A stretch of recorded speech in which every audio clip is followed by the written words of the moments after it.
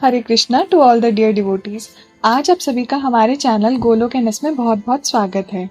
तो जैसा कि हम जानते हैं, भगवान जगन्नाथ के एक ही नहीं अनेकों चमत्कार हैं। बल्कि उनके ही नहीं, उनके तो मंदिर के भी इतने रहस्य हैं जो आज तक साइंटिस्ट भी प्रूफ नहीं कर पाए हैं कि अगर ऐसा है तो क्यों है। जैसे कि मंदिर की ध्वजा का हमेशा हवा के विपरीत दिशा में लहराना, या फिर भगवान के मंदिर के ऊपर जो सुदर्शन चक्र लगा है उसका हमेशा मुख ही दिखाई देना, चाहे आप कोई भी दिशा में खड़े हो, या भगवान के मंदिर की परछाई का किसी भी दिशा से ना दिखना। ऐसे अनेकों रहस्य हैं भगवान जगन्नाथ जी के मंदिर के। तो आज ऐसे ही भगवान जगन्नाथ की 5 लीलाएं या कथाएं लेकर आए हैं हम आप सबके लिए, जिनको सुनकर आप भी बहुत ही खुश हो जाएंगे और कहेंगे कि हाँ, भगवान जगन्नाथ जी के चमत्कार इस दुनिया से या हमारी समझ से बहुत परे हैं। तो चलिए शुरुआत करते हैं अपनी पहली कहानी से। तो जैसा कि हम सभी जानते ही हैं, जगन्नाथ, बलदेव और सुभद्रा और कोई नहीं बल्कि भगवान श्री कृष्ण, उनके भाई बलदेव और उनकी बहन सुभद्रा ही हैं। तो उनके जो विग्रह हैं वो लकड़ी से बने हुए हैं और हर 8, 10 या 18 साल के अंतराल में उनके विग्रहों का नया निर्माण होता है, यानी कि नए लकड़ी से उनके नए विग्रहों का निर्माण होता है। और पुराने जो विग्रह हैं उनसे ब्रह्म पदार्थ लेकर, ब्रह्म पदार्थ यानी भगवान कृष्ण का जो हार्ट भी कहा जाता है, वह लेकर नए विग्रहों में ट्रांसफर किया जाता है।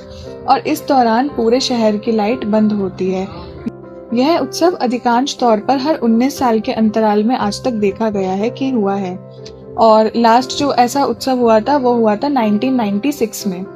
तो दैतापति, जो कि भगवान जगन्नाथ के रिश्तेदार माने जाते हैं, सिर्फ वे ही ये यात्रा निकाल सकते हैं। और इस यात्रा को कहा जाता है न कलेबर की यात्रा, यानी कि जब भगवान नया शरीर धारण करते हैं। न कलेबर यानी कि नया शरीर। तो इस यात्रा के दौरान जो दैतापति हैं या उनके परिवारजन हैं, वे भगवान के पुराने विग्रहों को लेके जाते हैं कोयली बैकुंठ नामक स्थान पे, और वहां उनको दफनाया जाता है। और तभी ब्रह्म पदार्थ जो होता है वह भी नए शरीरों में ट्रांसफर किया जाता है।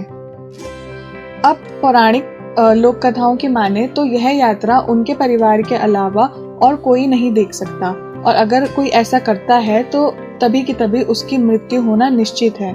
मगर हम तो ह्यूमन नेचर जानते हैं कि हम जल्दी से किसी भी चीज पर विश्वास नहीं करते हैं। तो ऐसे ही एक बार खुर्दा जिले के कृष्णचंद्र राय नामक एक व्यक्ति थे जो इन सब बातों को बहुत मनगढ़ंत मानते थे, और वह सिद्ध करना चाहते थे कि ऐसा कुछ भी नहीं होता।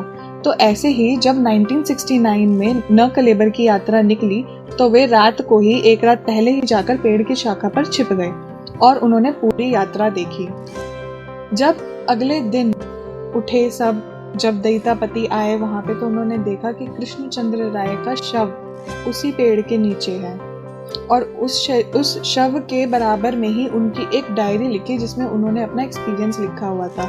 उस एक्सपीरियंस में उन्होंने ये लिखा था कि जब न कलेबर की यात्रा प्रारंभ हुई तब से मैंने पूरी यात्रा देखी। पूरी ओर अंधेरा था और बहुत ही भयावह दृश्य था, और तभी उन्हें औरतों की सिसकियां सुनाई देने लगी, जैसे कोई रो रहा हो। क्योंकि ऐसा कहा जाता है कि जब भगवान के पुराने विग्रहों को या पुराने शरीर को मिट्टी में दफनाया जाता है, तो जो दूसरे लोग होते हैं वहां से सभी प्राणी आते हैं और जैसे ब्रह्मांड के स्वामी के जाने का दुख मना रहे हो, ऐसे रोते हैं वो, उनका दुख मनाते हैं, जैसे भगवान के वो ब्रह्मांड के स्वामी उनको छोड़ के चले गए हों। तो तब उन्होंने ये सब सिसकियां सुनी, आवाज़ें सुनी रोने की, और जो आखिरी में उनको दिखा वो सिर्फ दिखा भगवान के शरीर से निकलती हुई चमत्कारी किरणें। इसके बाद उनकी पूरी नोट्स में कुछ भी नहीं लिखा हुआ था।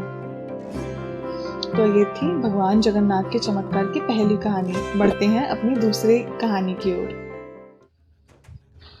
भगवान जगन्नाथ का जो प्रसाद होता है वह भगवान जगन्नाथ से अलग ही नहीं है, बल्कि कहते हैं भगवान जगन्नाथ का जो प्रसाद होता है वह भगवान जगन्नाथ का ही स्वरूप होता है।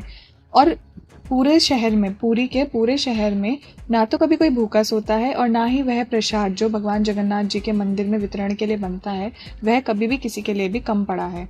ऐसा कभी भी नहीं हुआ, बिल्कुल करेक्ट मात्रा में ही बनता है। और ये भी भगवान जगन्नाथ के चमत्कारों में से एक चमत्कार है। तो ऐसे ही जयराम सिंगरी नामक एक व्यक्ति थे जो कि भगवान के उपासकों के समाज में एक बहुत ही विद्वान व्यक्ति माने जाते थे। उन्होंने अपनी पूरी जिंदगी से केवल भगवान जगन्नाथ का महाप्रसाद ही ग्रहण किया। उनके पास कोई डिग्री या डिप्लोमा नहीं था, मगर फिर भी बहुत से व्यक्ति उनको अपने मार्गदर्शक के रूप में देखा करते थे। तो वे हमेशा महाप्रसाद ही पाया करते थे, जो कि भगवान का बनता था चावलों से। तो एक दिन उनके बेटे उनके लिए महाप्रसाद लाना भूल जाते हैं। यह बात है 1963 की। तो जब वे उनके लिए महाप्रसाद लाना भूल जाते हैं, हालांकि वे पूरे दिन से भूखे होते हैं, परंतु फिर भी वे उन्हें अपनी भूख जाहिर नहीं करते। केवल उनकी पत्नी को पता होता है कि उन्होंने पूरे दिन से कुछ भी ग्रहण नहीं किया है। तो वे पूछती हैं, अब आप क्या खाओगे, अब कैसे आपका पेट भरेगा? तो वो कहते हैं, तुम चिंता मत करो, वो आएंगे और वो देंगे प्रसाद मुझे खाने के लिए। ऐसा कह के वे पति पत्नी दोनों सो जाते हैं। तभी आधी रात को उनके दरवाजे पर हल्की सी दस्तक होती है। जब जयराम सिंगरी देखने जा रहे हैं कि इतनी रात भला कौन आया है, तो उनके दरवाजे के बाहर उन्हें एक केले का पत्तल दिखता है जिसमें 7 के व्यंजन होते हैं। वे व्यंजन महाप्रसाद ही होते हैं। तब जयराम सिंगरी वे प्रसाद ग्रहण करते हैं और उसके बाद पूरे दिन उस शहर में इसी चमत्कार की भगवान की बात हो रही होती है। तो उसी रात जब वे सोते हैं, तब भगवान जगन्नाथ खुद उनके सपने में आते हैं और पूछते हैं, क्यों, प्रसाद पा लिया ना जो मैं तुम्हें दे के गया था? तो ये थी भगवान की दूसरी कथा। अब चलते हैं अपनी तीसरी कहानी की ओर। भगवान जगन्नाथ के दिन के आखिरी समारोह पाहुड़ा के बाद मंदिर के द्वार बंद कर दिए जाते हैं, क्योंकि इस समय कहा जाता है कि दिव्य प्राणी जो कि धरती से अलग और लोकों से आते हैं, वे भगवान की शरण ग्रहण करते हैं और उनके दर्शन करते हैं। और इस समय पर और किसी को भी मंदिर में जाने की अनुमति नहीं होती। तो जयराम सिंगारी, वही व्यक्ति जिनकी हमने पिछली स्टोरी में चर्चा करी, वे उस टाइम भगवान को सजाया करते थे। यह बात है 1972 की। तो वे अपने अनुभव में यह चीज़ बताते हैं कि उस दिन रात को जब उन्होंने मंदिर के दरवाजे बंद किए, तब उन्हें 2 महिलाओं के मंदिर के पश्चिमी द्वार से अंदर जाने की आहट सुनाई दी। तो वे उनके पीछे पीछे गए और उनकी बातें सुनने का प्रयास किया। हालांकि उनको कुछ ज़्यादा समझ नहीं आया, परंतु उन्हें उनमें से एक महिला का नाम मंजू जोशा सुनाई दिया। तो वे घर गए और उन्होंने अमर कोशक नामक संदर्भ में पढ़ा कि मंजू जोशा और कोई नहीं बल्कि इस धरती से परे जो किन्नर लोग हैं, उनमें से जो 8 मेन नर्तकियां हैं, उनमें से एक का नाम है मंजू जोशा। तो ये था भगवान के चमत्कार और उनकी लीलाओं का सबूत। तो इसी के साथ बढ़ते हैं हम अपनी चौथी कहानी की ओर। पुजारी पंडित भगवान जगन्नाथ के वे उपासक होते हैं जो प्रतिदिन भगवान जगन्नाथ को भोग अर्पण करते हैं।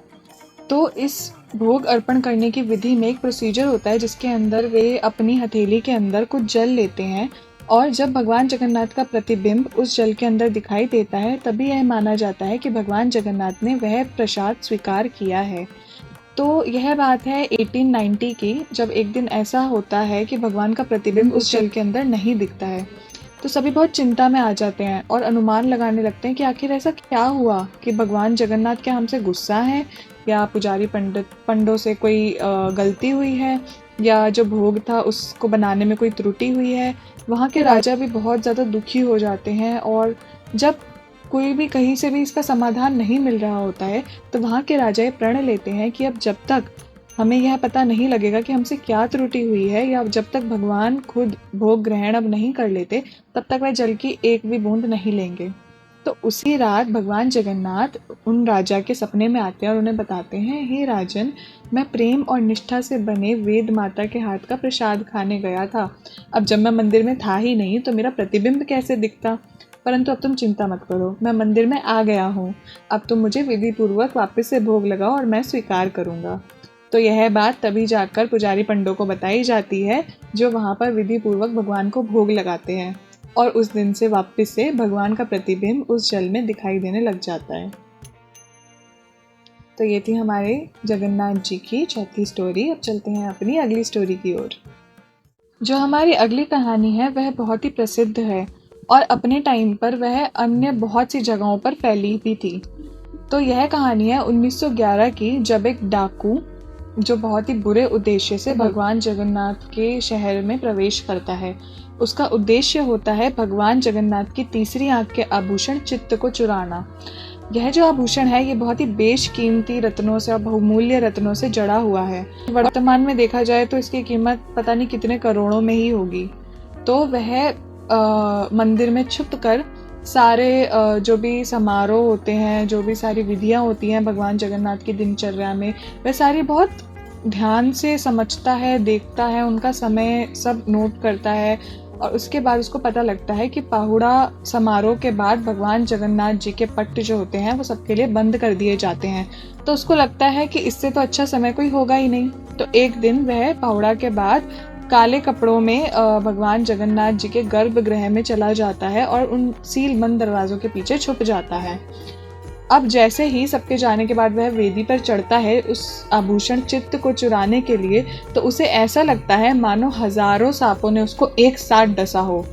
अब जब अगले दिन गर्भगृह के द्वार खुलते हैं तो वहाँ सब दृश्य देख के हैरान हो जाते हैं, क्योंकि वहाँ पर 5 मृत कोबरा के साथ उस डाकू का शव पड़ा हुआ था। तब वहाँ के बुजुर्ग पुजारी यह चीज़ सबको बताते हैं कि जब भगवान जगन्नाथ सो जाते हैं तो नाग लोक या पाताल लोक से खुद देवता आकर सांप के रूप में भगवान जगन्नाथ जी की रक्षा करते हैं। तो ये थी भगवान जगन्नाथ जी के 5 चमत्कारों की कहानियां। और ये 5 तो कुछ भी नहीं है, क्योंकि भगवान जगन्नाथ जी के चमत्कार तो अनंत हैं। तो इसके तो शायद जितने पार्ट्स निकाले जाए उतने कम हैं। बट आप हमें फिलहाल कमेंट्स में कमेंट करके ज़रूर बताइएगा कि आपको ये वीडियो, ये कहानियाँ कैसी लगी। और अगर कोई सुझाव हो आपका हमारे लिए तो वो भी ज़रूर शेयर करिएगा। अगले वीडियो तक के लिए हरे कृष्णा। प्लीज़ फॉलो करते रहिए गोलोक एंड अस को।